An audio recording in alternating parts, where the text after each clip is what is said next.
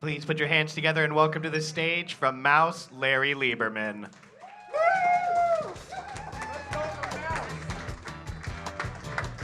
Thank you all so much for being here this evening to help us celebrate the year end. In fact, today is the last day of school in New York City. Teachers in the house, right? So we are so grateful for y'all being here. We are gathered for the very first time in person as the Greater Design League community to talk about all the wonderful things that the teachers have done, that the mentors have done. Our corporate volunteers are just an incredible crew, and of course the Mouse staff. And as we were talking about how to plan tonight's event, everyone in the room thought it wasn't a good idea to have me stand here for 20 minutes and talk about Design League. So what I'd love to do right now is let's just start right off with a video of our students and their corporate volunteers who have worked with them doing their thing. Here goes.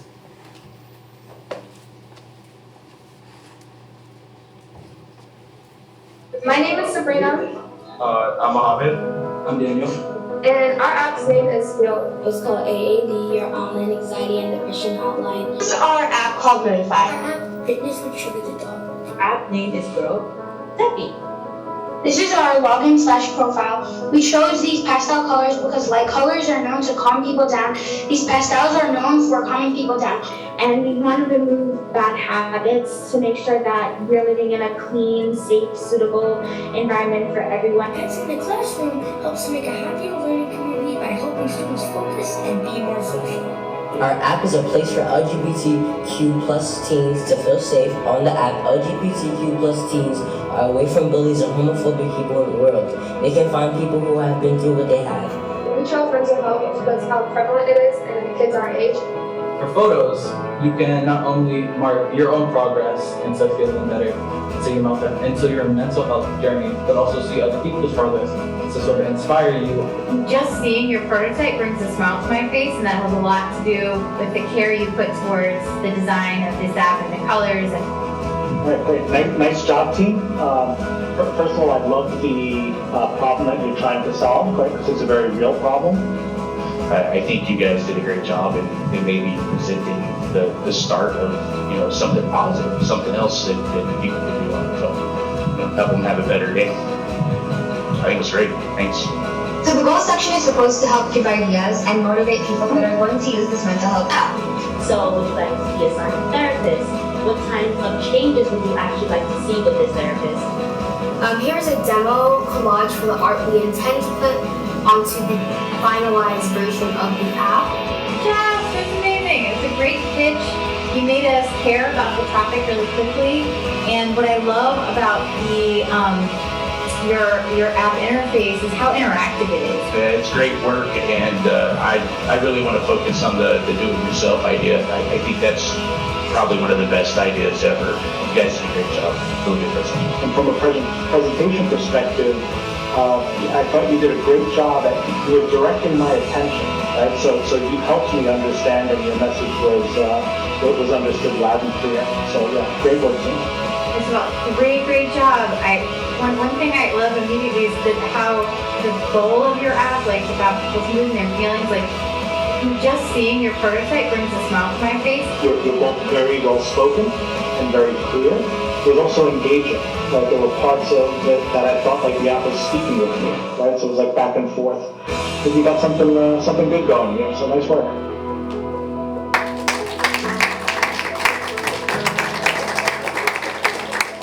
How about that?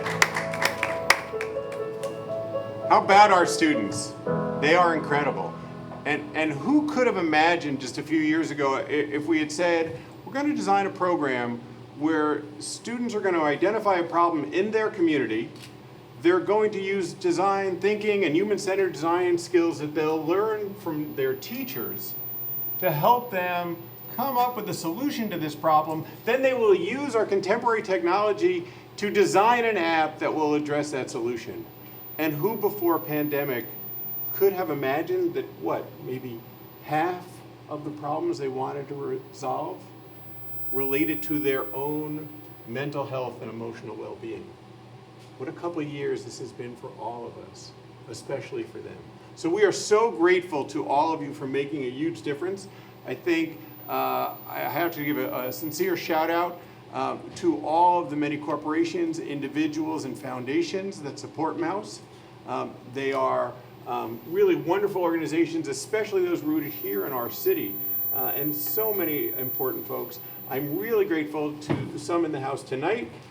You'll get to meet some of our corporate volunteers from Accenture, from CVS Health. You'll get to meet teachers from Manhattan and Staten Island. You'll get to hear stories of students from all 5 boroughs. It's a remarkable program, Design League.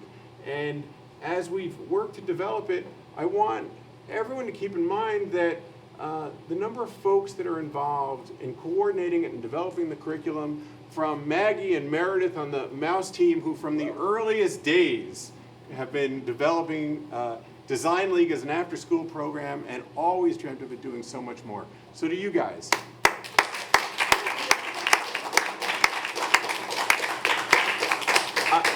I would also be remiss without sincerely thanking Liz and Annie for putting this whole evening together for all of us, and the entire program team that has done so much. So that's Design League in a nutshell, but it's really driven by the powerhouse at Mouse, Sarah Maldonado, whose team works day in and day out with our teachers, not just in the beginning of the school year to run the course that really exposes them to it, but all year long through the coaching and through the process which enables them to run the school fairs, all in coordination with administrators at their school, and of course the support we get at the highest level from the DIIT branch of the DOE. So we are very grateful to you all. Thank you. And we celebrate Design League tonight in a way that makes us feel like it's been around forever. But really this format was initiated in response and through enormous innovation created, unfortunately, as a result of the crisis of the pandemic. That crisis, it seems like every day we face another insurmountable crisis in this country, all too many caused by ourselves. And it's a joy to be in a room with so many people who are so deeply committed to investing in our students, because we all do know that ultimately there's nothing better than a strong education to support our individuals, our communities, and our country. So thank you all for supporting education. We are here to support all of you. And if you would indulge me, before I let Sarah come up and introduce you to some teachers, I would like to show one more video to help you all understand sort of the scope and scale of Design League. Because right now, we've just wound up a school year where Design League ran in over 40 schools in all 5 boroughs. Disproportionately heavy in the Bronx, thanks to Anthony and his influence. So for those Bronx-leaning people, Manhattan does fine, Staten Island does fine. We're blessed to have you both, but it does seem like the scales lean to the Bronx, and we appreciate that. But it's just a few years that we've been training teachers and learning from you as much as you've been learning from us. So in this introductory video, you'll get a sense that Design League now runs in 40 schools. Next year, maybe we'll run in 80, 90, 100 schools. There were 110 or so teachers who were trained to run Design League in their classrooms, sometimes as electives at lunch, sometimes as after-school programs. We've really helped make it such a versatile program that enriches the students and gives them an experience that's so much like the workforce that when I watch that video that we opened with and I see groups of students talking about a problem that they identified and then sharing what their app design was for that solution, it's so much like real work. And so often they're middle schoolers doing this and really getting an experience where they're presenting an app idea, where they know more about the technology than many of the teachers and administrators because they're just native to their phone. It's so natural to them. So it's really wonderful. So thank you all for helping us wrap up a year with 3,800 students going through Design League. We look forward to a much more expanded curriculum in the years ahead. And let's share one more video, and then we come back. Sarah Maldonado, who is the senior program manager at Mouse, running Design League, and really the heart and soul of the contact so many of you have had her group with Jameli especially, and more you'll meet later, really drive this, and they are just a powerhouse. So without ado, one more video, and you'll see Sarah next. Thank you.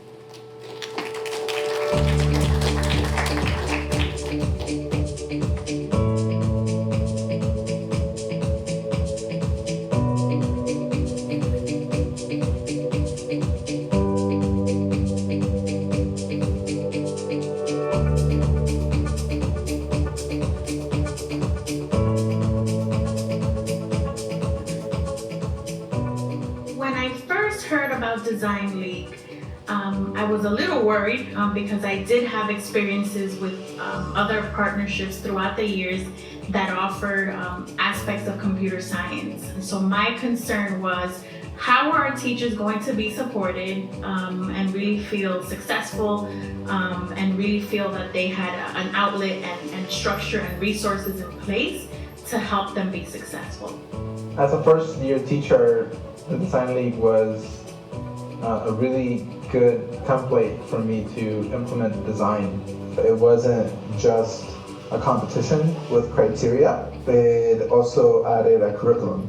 They have a wealth of resources that we might not necessarily have as teachers. Just the way that Mouse Design League broke down different lessons, had all the resources, videos, all at our fingertips, allows us to seamlessly kind of share that with our students so that they could also have the potential to grow. We were constantly looking for like different ways to kind of engage the students on different platforms. And it was perfect because apps were something that our students use on a daily basis. And they hear about app designers and developers, but they don't really know all the nuances of it. So it was so awesome to be able to introduce that to our students, especially at a middle school level. It wasn't just co-creating and learning technology. It was also empathy and compassion and service. One of my favorite parts of the program was that the students were able to interview real life people. It just made that process so much more real to them, where they realized okay, we're not just creating an app just because our teacher wants us to, but we're creating a design that could actually have potential impact in this world, in our community. It gave me a rubric that I can really work on for years to come, and I look forward to participating for as many years as it runs.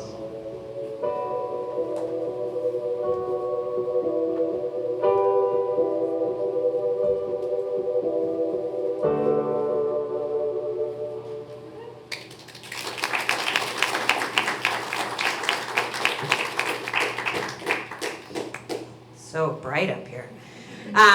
So I'm Sarah Maldonado. Thank you so much for coming. Before I introduce our two teachers who are going to come up, if you do need to use the facilities, they are down the hall, just where you came in. Please, have more to eat, have more to drink.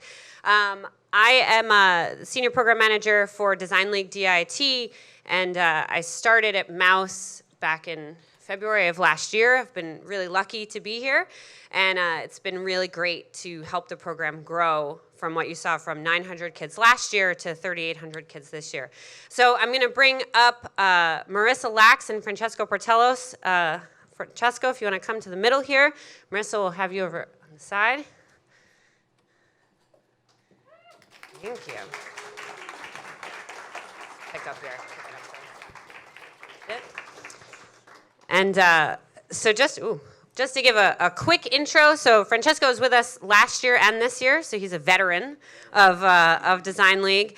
And Marissa joined us this year, but did this amazing thing where she turnkeyed it to two other teachers, so brought on many more students and brought in more teachers into the program beyond what we were already expecting from the school.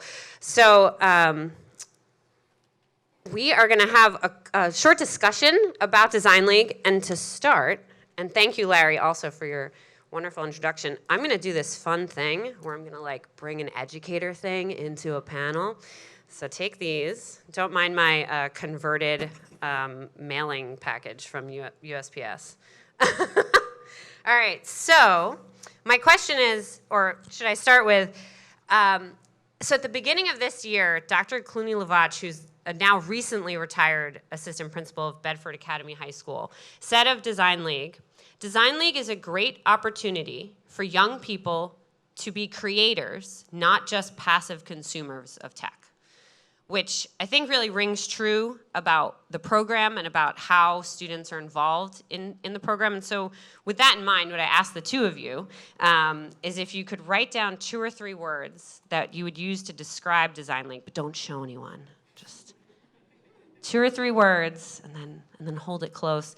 And as they write that down, I want to kind of bring it out to the audience and pose the same question. And I didn't give you cardstock and markers, so you could just shout it out. But if you could shout out words that you would use to describe Design League. Empathy, participatory. Genuine, oh, that's a good one. Anyone else? Inclusive. Ooh, inclusive. Collaborative. Impactful. What was up here? Valuable. See? Ooh, student-centered. Authentic. All right. And thank you. Fun. All right. So now let's see. Let's do the big reveal. Let's see what you have. Innovative. Oh, look, did I misspell it? Collaboration, engaging, related to real world. Yeah, which is definitely true. Definitely true. So kind of elaborating on that, how would you each describe Design League to someone who hasn't, had this great introduction? And so, Francesca, how would you describe Design League to someone who didn't know what it was? I would tell them that it's a venue where students can get creative, student-run, student-centered. They're in charge. It's not like a science fair where you're like, okay, you have to do something on the planets. Okay, now figure it out. They really had an open forum to find the problem on their own, collaborate, and then present it, and also meet virtually real professionals that they can speak to. It's a phenomenal program that opens up doors that they didn't even know maybe even existed.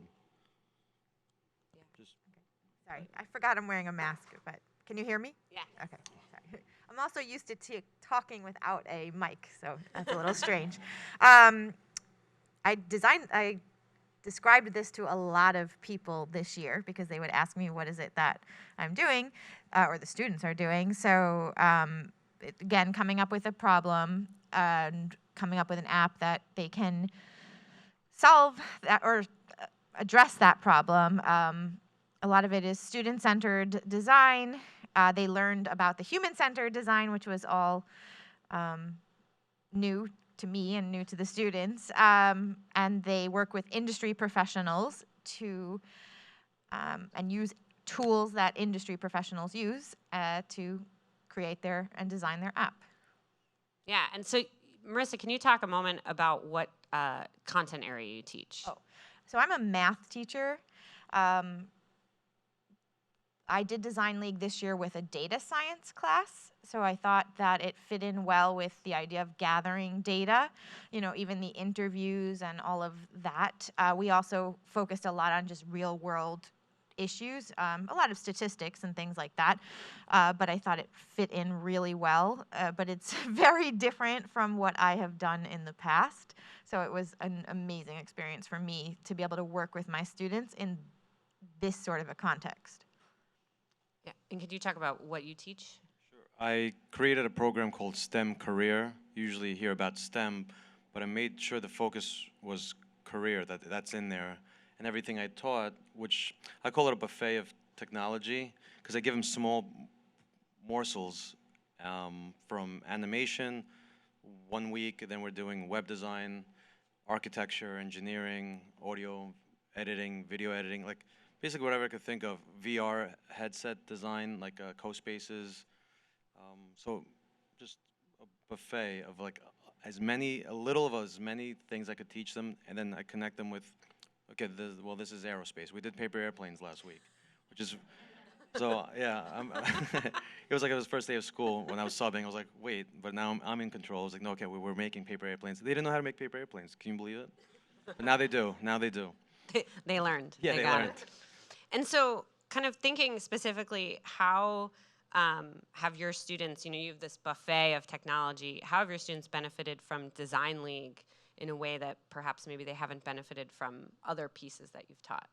So going on that analogy, they were more like on their own. They would be independent, whereas now it's more like they're taking part in cooking the buffet and sharing it with, is that a good, am I going? Yeah, that's good, right?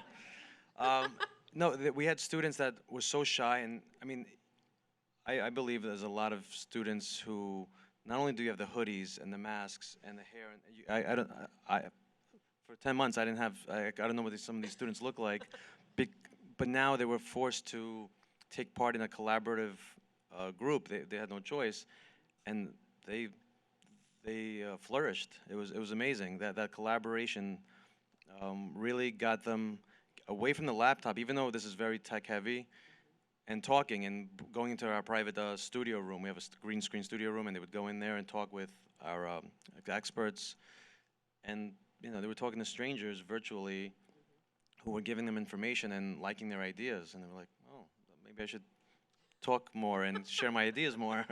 So it was great. And Marcy, you had done a survey of your kids at the end, and you had some interesting feedback you had shared about the benefit for students of Design League. There was one comment in particular I remember from a student. This for me was the most amazing thing, and it's one student who is an English language learner who really struggles in a lot of her classes, and she struggled with the coding aspect in the data science class, and she kind of said, come over here, and she sort of whispered to me, this is my favorite class. And it was incredible. And I'm a math teacher, so I don't get that very often. But I think what it was is she is very creative. So she did the drawing on the 3-panel storyboards and things like that. I also think, so in the video they talked, you talked earlier about mental health. So her app had to do with mental health and being alone or being lonely. And so I think working with the other students that she worked with was really powerful for her. And another response had to do with students that came up with an LGBTQ issue, an app about, it was called LGBTQ Newsflash. And one of the students said that she was really impressed with how much it meant to the other people in her group.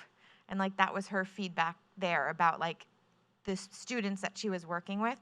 And I was also amazed that we are so lucky to be able to give students an opportunity to create an app about issues that in other parts of the country, I as a teacher wouldn't be able to let my students do. So. Yeah, I remember that comment and thinking about we talk a lot about collaboration and the students working together, and for a student to give you feedback of, well, I saw that this meant a lot to my fellow students, which is the opposite of how most people feel about group work, right? They're usually if you care, you do it, but that this gave them a different feeling. Which is kind of, so then the other, on the flip side of the benefits of the program, the question comes to mind is well, what are the consequences of not implementing a program like Design League? What is left on the table, or what is lost by not doing design thinking or not doing human-centered design? And what does that kind of bring to mind? I think it would be a missed opportunity. I mean, I don't know why I keep going to this buffet analogy, but I've never eaten General Tso's chicken, I wouldn't know that it existed, and it's my favorite thing. So, having said that, students may never have thought they could design an app, create an app, or be in something. So it would be a missed opportunity. I'm hungry again. So for me, it's the idea of the real-world skills. We do not do that enough in school. Again, as a math teacher, I have in New York State, I have a Regents curriculum. But in this data science class, I had a lot more freedom.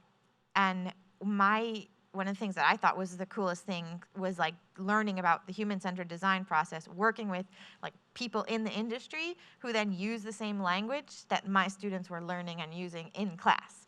So that doesn't happen in like solving a quadratic equation. Like that's just, I don't see that. And I've been teaching for 17 years. And some of the things that I saw with, especially like the empathy aspect of it and the active listening, and then just even the like creativity, I've never seen before. So what my students got out of this, especially even in a math class, was way more than they normally get in a high school math class. And shout out in the front here, we have one of Marissa's industry mentors, Brittany, who's going to be up later. But Marissa worked with 3 different industry mentors across her and the 2 other data science classes that she helped the other teachers with. So you're going to hear from Brittany in a bit. You'll hear the other side of all the lingo that the kids heard. And can you talk a moment about your industry mentor who you worked with? Yes, Christian De La Cruz.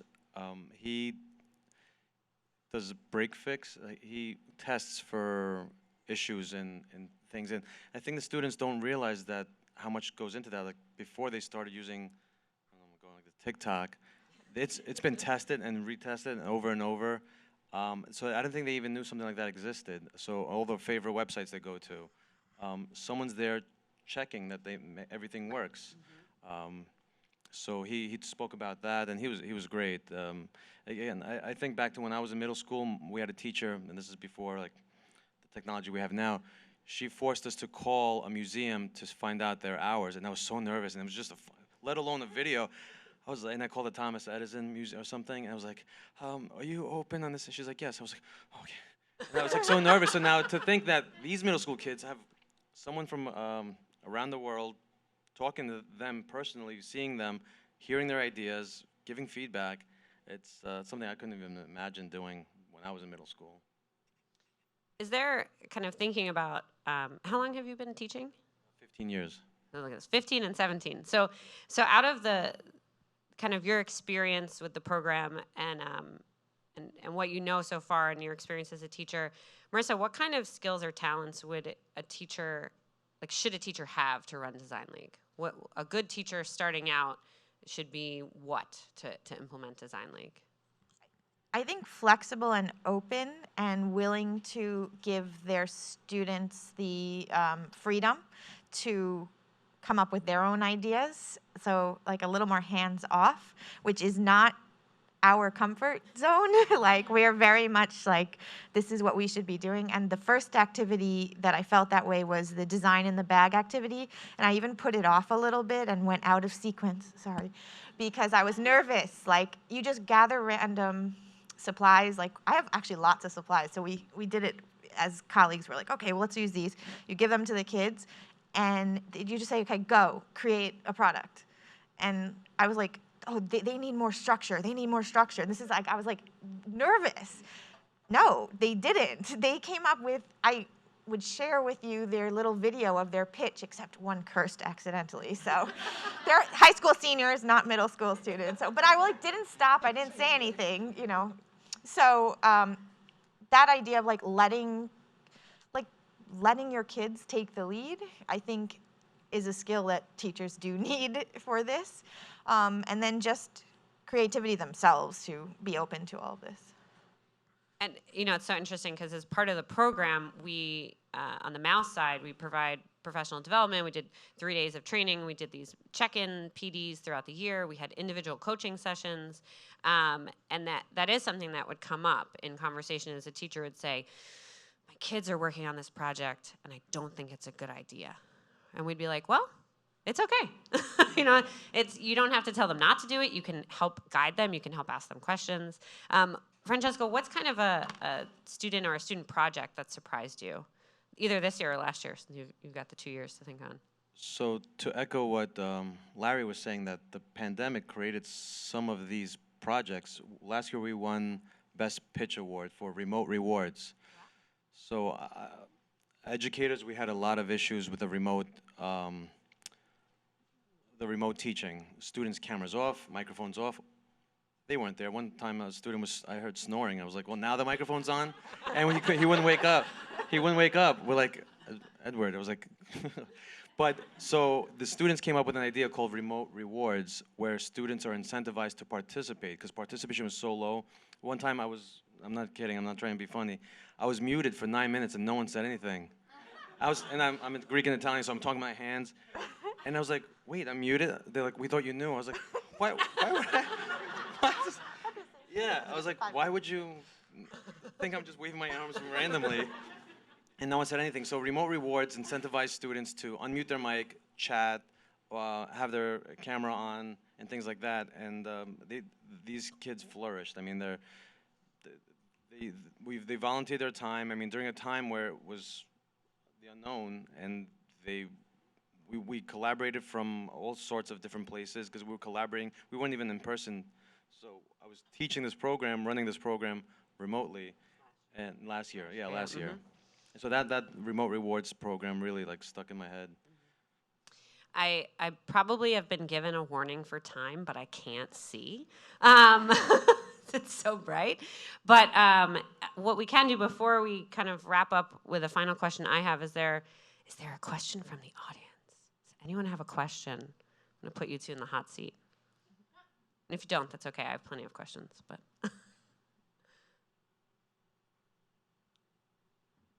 oh, there's a hand. All right. And who are you?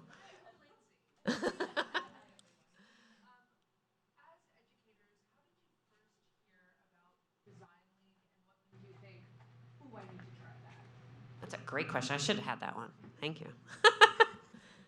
So one of my colleagues, Brian Mallon, who likes doing a lot of different things, he found out about it somewhere, and he said to me, this sounds like something that you might like. And again, math teacher, so it's cool that he recognized that and thought I'd be open to it. And he spoke to 2 other teachers. And I was saying earlier, because he was the ambassador, he didn't implement the program, and he definitely was jealous that he didn't get to, but maybe next year. So.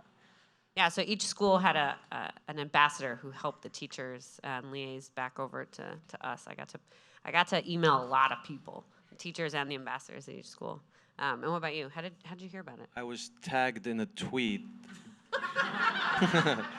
by Valerie Brock, who works at some of you might know her, and she's seen me be involved in other things before. She's like, this sounds like something you'd be interested in.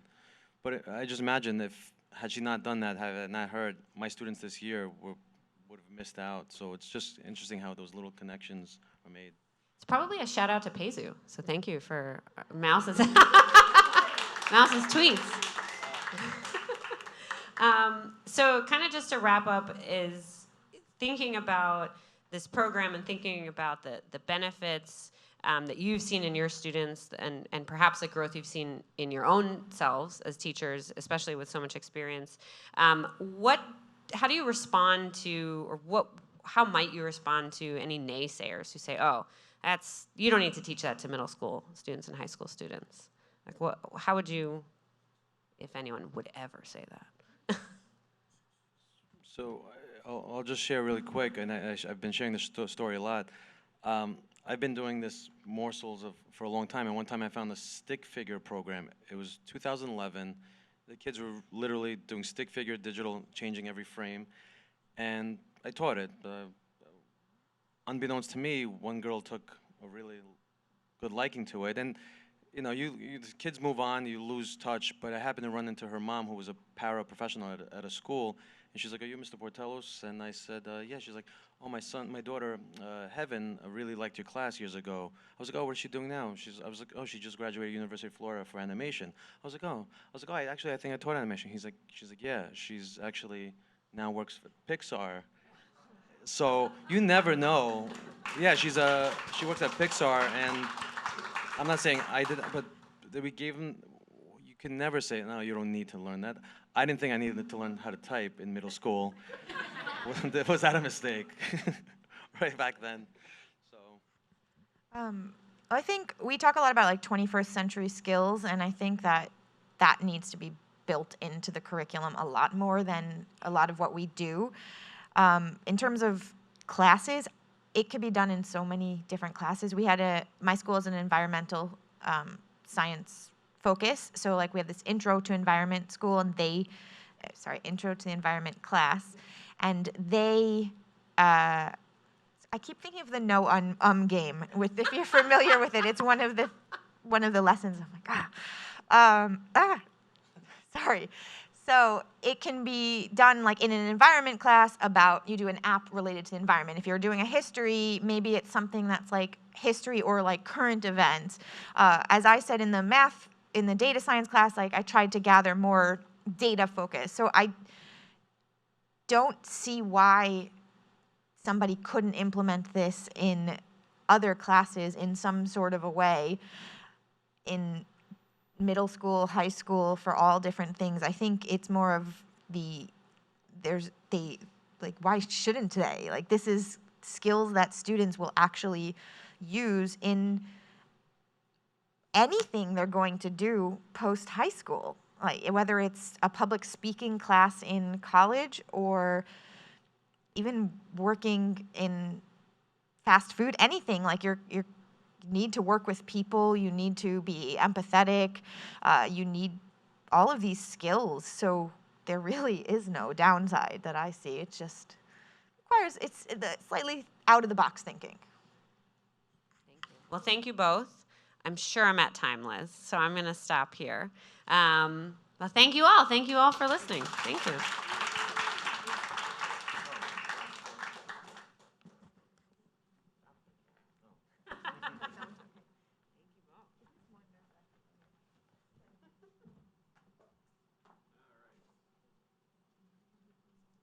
Next up, Amanda O'Donnell, Vice Chair of the Mouse Board, who should have a microphone somewhere. Let's go with green. I can try to project.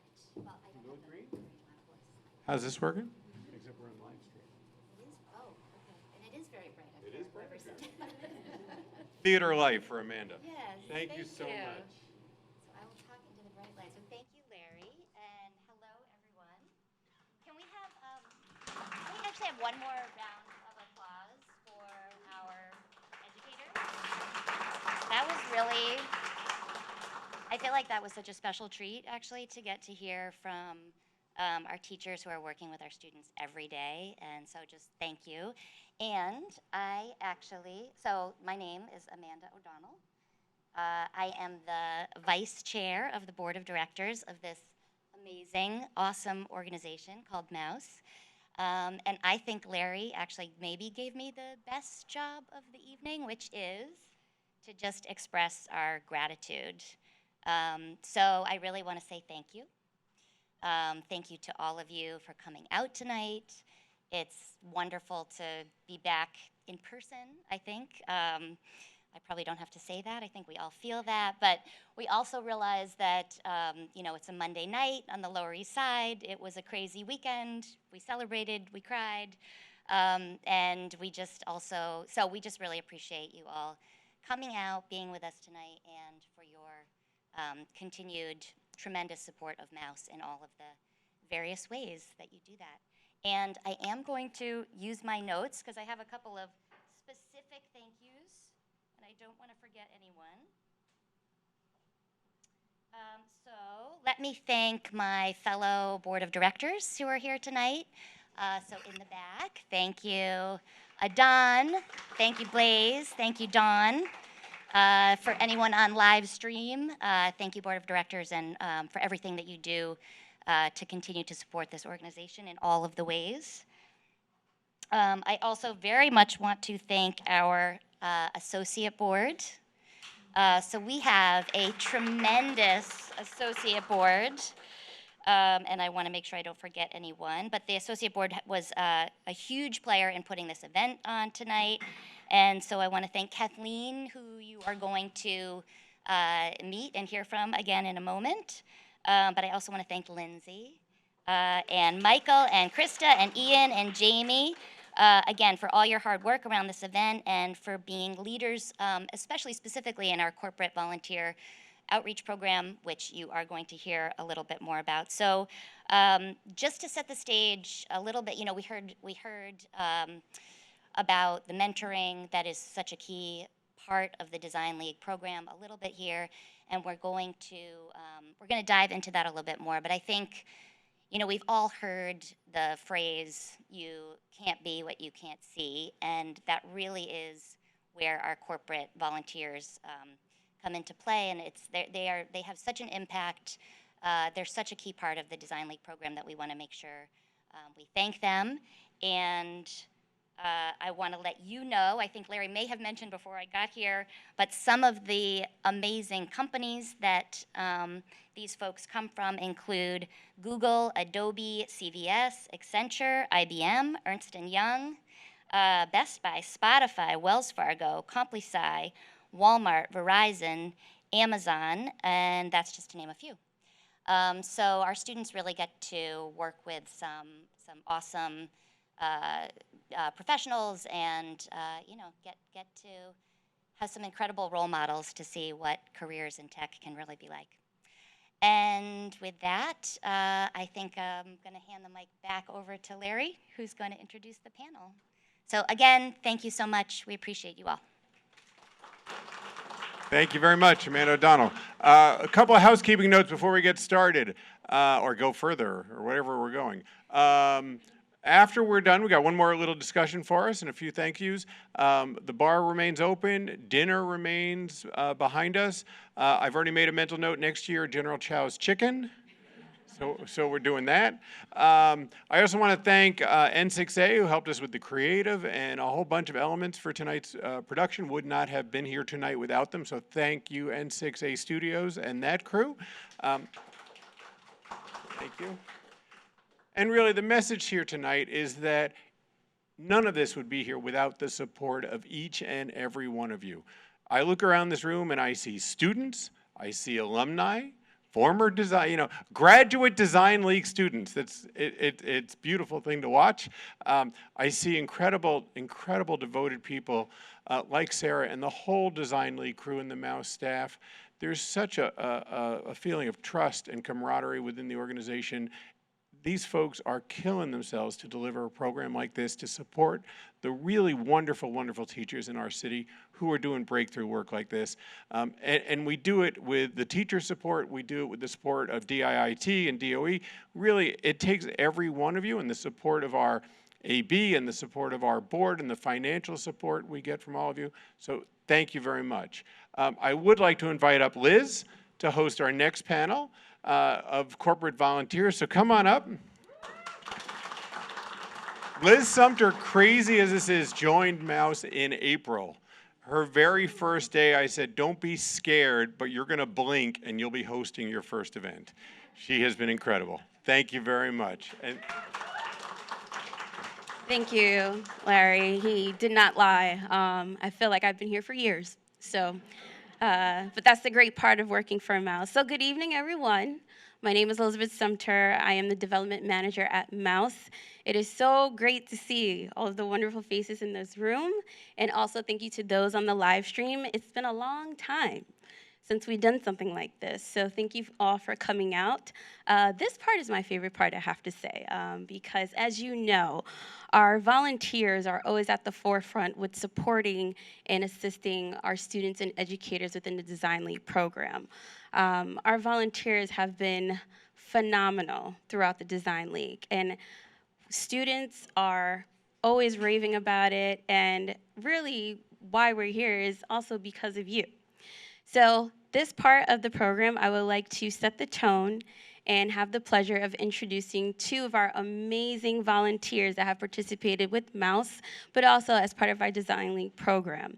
Please give a round of applause and help me welcome Kathleen Dolan, who's the strategy director at Accenture, and also associate board member at Mouse, and also Brittany Sigler, who's the senior product manager at CVS Health.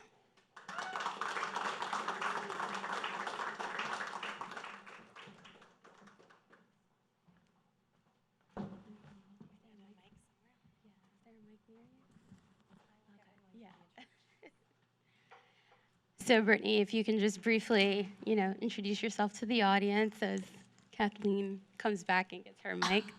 Sure. So, hi, I'm a senior product manager at CVS Health. So, I work on a digital app that's meant to improve health behaviors, and my kind of history has always been at the intersection of health tech and equity. So the idea of this program really spoke to me because of that focus on tech equity and really zeroing in on the potential for digital products to be designed and developed in a way to have a positive social impact. So that really resonated with me, and I was very excited to participate for the first time this year, and I'm sure for many more years to come.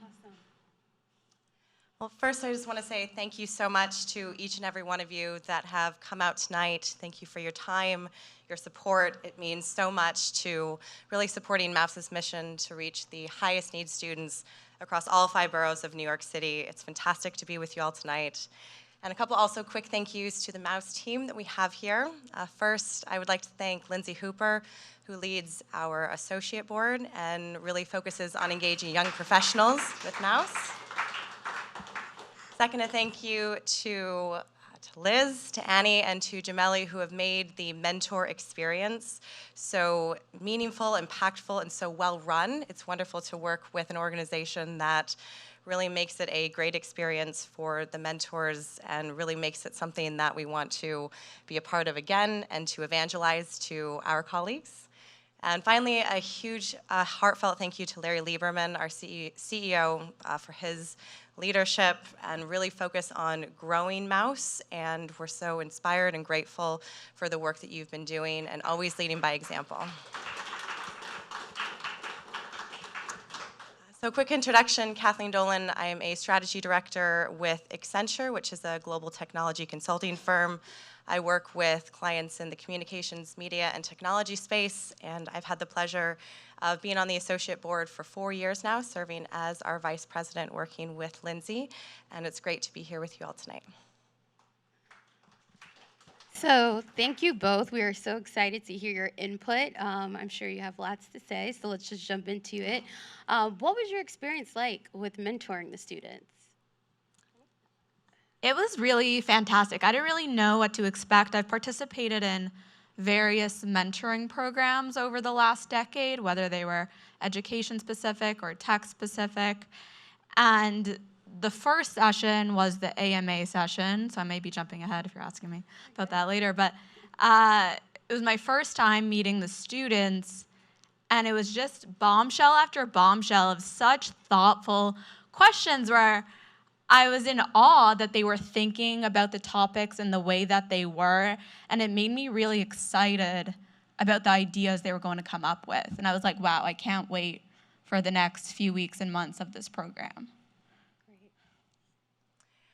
So I had a delightful time mentoring the students. When I first started working with Mouse, what really stood out to me about their program was that there was a strong focus on education for a purpose, and that was to give these kids the confidence that they could learn these skills and that there were really exciting careers out there for them that could really change the economic trajectory of their life and to really give them that inspiration and the skills to succeed.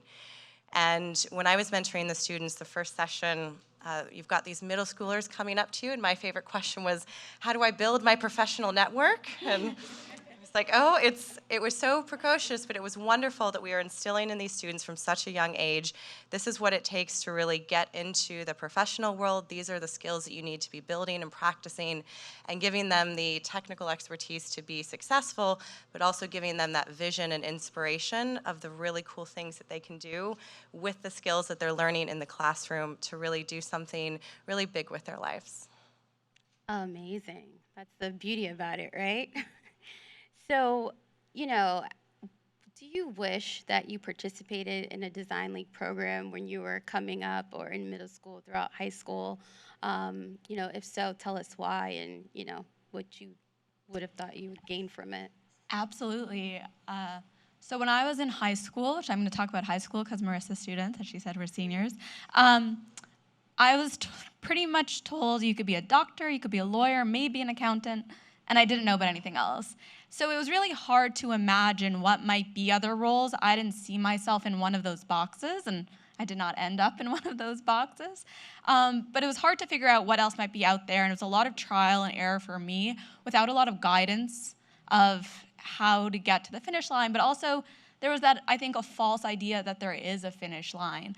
And I think the idea of Design League is It fosters creativity along with technical skills, which are both just core foundational elements to I think what would be building a career. And I think just educating students in that way, instead of trying to define this path or that one, what are some skills that might be valuable no matter where you might end up? How can we keep things as broad as possible so we don't close off any avenues to you? No kid at 17 should have to make that choice of what they're going to do for decades on end, but they should be excited about what's out there. And I think Design League is really great for that.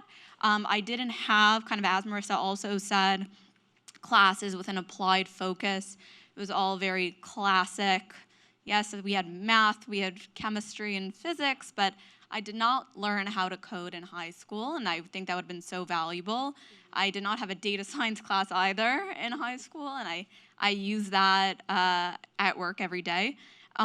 So I think they're starting off with such an advantage by participating in the Design League program. And I don't think they necessarily recognize that. I'd said it in nearly every session. I was like, put this on your resume. I'm like, reach out to me for an internship or write down everything you're learning, because there are so many rich topics would be raised in nearly every session that I would just hope that they wouldn't forget about it. So I wish I'd had that exposure, or even that these careers might exist. So I think it's a tremendous addition to their education. Liz, I love this question, and Brittany, I love your response as well. I resonate with it so much. So I grew up in a very small town, and my high school experience, we had a set of career preparatory courses, and one of the required modules for graduation was tractor driving. And so my school, to prepare me for a successful career, wanted to make sure that I knew how to drive a tractor, and that was how they were inspiring me to go forth. And there's absolutely nothing wrong with that. My father is a farmer, and so I already knew how to drive the tractor. But the point was, every student has a unique experience of what their school is really preparing them for. And what Design League does is come in and say, no matter where you're coming from, we're going to give you the opportunity to meet with a really broad range of professionals who are doing great things that you've probably never heard of. And if you want to keep driving the tractor, there's fantastic careers in tech ag that you can do. But there's really this exciting opportunity to kind of level the playing field by introducing students to these people that are working in tech, working in major corporations in a very broad space, to really show them the breadth of careers that they can take on and make them feel confident that they would be qualified to do so. Love it, love it. What did you learn from the students over the course of Design League that you feel you can use within your everyday life, whether it's work or personal? What's something that resonated with you both? Good question. I don't know if I thought about that one before. I think just everything we're teaching the students, we shouldn't forget ourselves. I think it's easy to forget the best way to approach a problem when you're used to your default approach. And I say that thinking about that as a product manager, what I would try to teach some of the students is you're always asking, what is the problem, what might be available solutions, and not zeroing in on one and going down that path. You want to explore what might be various opportunities before you commit to solutioning in that way. And it's so easy at work when you feel you have a deadline that you need to commit to something and forget about that creative aspect, and to be able to explore, to ask as many questions as possible to as many experts as possible in the room, and to gain a diversity of perspectives. And I think it was a good reminder about why we like the work that we do in the tech space, each of us, when we were introducing our roles and kind of those GIFs we use to explain like what people think we do versus what we actually do. And it's a good reminder about why we like our jobs, and sometimes it's very easy in the hustle and bustle to forget that. So I think it was a healthy reminder about what makes the work exciting and seeing it through their eyes. Completely agree with that, Brittany. What I would say I learned from the students was never forget that you should give everyone you meet the opportunity to be great. Never underestimate them. Give them the opportunity to really impress you. And so when we were working with the students, a lot of us, it was our first year that we've ever done this, first time working with Mouse for many of us. And the consistent feedback was the students were prepared, they were excited, they over-exceeded in their work quality that they delivered, they were creative, and it was wonderful to see that given the opportunity to achieve something really great, they stepped up and really did that. I think it was a wonderful reminder that always give people the opportunity to be great and to give them the tools to succeed those goals. Absolutely. How do you think Mouse is changing the lives of students within the New York City area? I know this is something that we touched upon when we went through our run-through, and it's super important to you both, so tell me your input on that. Sure. So kind of what I was alluding to earlier, I think it just creates opportunity, and sort of the phrase that's been said is that you cannot be what you cannot see, and also just giving access to a network. So if you're from perhaps a more fortunate neighborhood, it might be you could ask a relative or your parents' friends some questions, or you have some exposure to individuals from an area you might be interested in. But I think we should always remember that's the exception, that's not the rule. And it should be our job, especially those of us who have had some semblance of professional success, that there are so many people who don't even know they could do this. They don't know how to do this. They don't know they have the skills already that would be very desired in these spaces. And I think about it often. So as I said, I focus on health equity a lot in the products that I develop. And so often I need to give my colleagues a gut check that looking around whatever problem we're trying to solve, I'm like, this doesn't affect any of us. We should not be the ones figuring out a solution to this question. We need to bring other people into this room. And these are the students we'd want in that room. Yeah. Well said. I would say that the way that I see that Mouse is being very unique in how they are changing the lives of students is that, to me, it's a singular thing. They are focused on career inspiration, career education.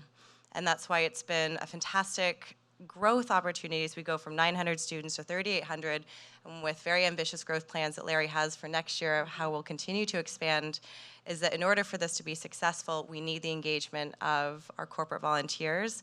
And one way that I found it to be very effective is that, yes, you can show up and you can be one corporate volunteer, but it's a very easy pitch to your colleagues to say, there's this fantastic opportunity for us to use our skills that we use every day in our job and to be able to use those in a way to have a volunteer impact.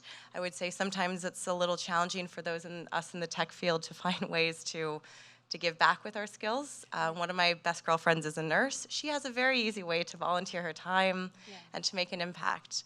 And so I think it's been a really wonderful opportunity that I've seen going through it for the first time, is that recruit your colleagues. It's a very easy pitch. It's a very well-run program, very reasonable time commitment. And I've been working specifically with my company at Accenture to understand how can we get more people involved, do this as a community building for our team, and really find a way to give a lot more students access to the corporate volunteers by doing our part to get our colleagues involved as well. So true. Before we wrap up, is there a question for the audience that you would like to ask our two volunteers? And you can just shout it out or raise your hand if possible.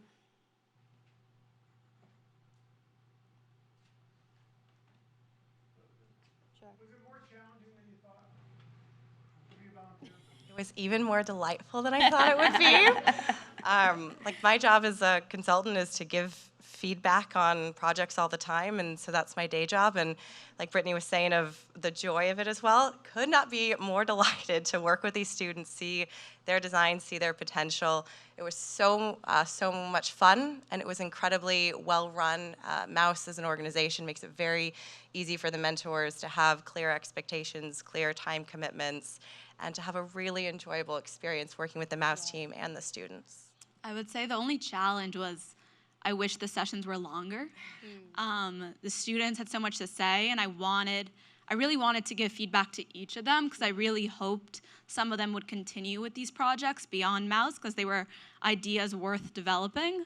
So I think only with more time, and that maybe that would have been possible, I would still love for that to be the case, but that was the only challenge I would say I had. Yeah. So thank you, Kathleen and Brittany. You have been amazing. We hope to continue to hear more great stories from you both. So thank you for your time today. Before we close out, I'm just going to ask if Larry, if you want to come up to just close us out really quickly. Right behind me. Thank you so much. Thank you, guys. Here, I'll take that. Thank you, Kathleen. Thank you, Brittany. Thank you so much. Amazing, amazing. And you know who they're talking about? Our New York City public school students. This ain't Dalton. These are not Trevor Day kids we're talking about. These are us, right? Our students. Thank you. It's all about our city. And one of the things that human-centered design will create for all of you is this lovely new mouse t-shirt. And the difference between human-centered design created shirts and shirts that just come off the rack are that you will actually wear this one.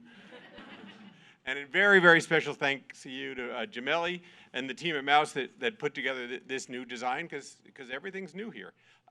I can't let the evening wrap up without thanking Annie Hughes, who has been instrumental and my coach, my mentor, my therapist, an enormous part of this organization. So thank you very much. Thank you, Amelia. Thank you, Chelsea, who's not here with us tonight because she is home with Henry and her husband, her new child. So we are deeply indebted to Chelsea. A huge shout out to Tom O'Connell, who's standing in the back, and really grateful to have him in the room. A Mouse forever-er, even though he now works elsewhere, but he is forever in our heart. All this work that you've seen, it's obvious. There are, I don't know, 600, 700 employees at Mouse getting all of this done. It's incredible. There are 15 of us, okay? 15 of us. So bless you. Everyone, thank you very, very, very, very much. I couldn't be more proud to be part of the Mouse team. And I do invite all of you to continue to dive in and join us more deeply. Your support is desperately needed because the need truly is real. When we opened up sign-ups for Design League last year, twice as many schools signed up as we had the funding to support. So what we seek from all of you is the relationships, the fun, the guidance to grow this program more and more deeply into our city. And that's why we're here. So thank you all very much. The bar's open, the food's out, and there's a t-shirt in the back for all of you. So thank you very, very much. Good night.